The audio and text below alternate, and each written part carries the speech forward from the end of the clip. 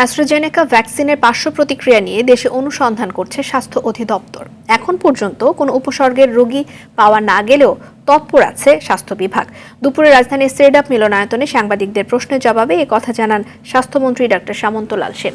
সম্প্রতি সারা বিশ্বে অ্যাস্ট্রাজেনেকা টিকার পার্শ্ব প্রতিক্রিয়া দেখা দেয় টিকা প্রত্যাহার করে প্রতিষ্ঠানটি। এ সময় ডেঙ্গু প্রসঙ্গে মন্ত্রী বলেন, স্যালাইন ও চিকিৎসা সরঞ্জামের সংকট ঠেকাতে সতর্ক রয়েছে স্বাস্থ্য বিভাগ।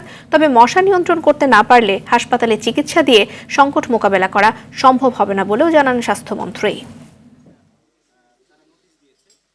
আমাদের দেশে এরকম কোনো পার্শ্ব প্রতিক্রিয়ার কোনো রিপোর্ট আমরা পাই নাই।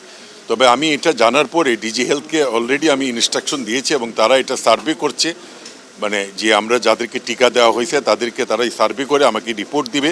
আমরা সেটা এখনও যতক্ষণ পর্যন্ত আমি না জানবো যে আমাদের দেশে কতটুকু মানে পার্শ্ব প্রতিক্রিয়া হয়েছে আমি এটা সম্বন্ধে কিছু বলতে পারবো না।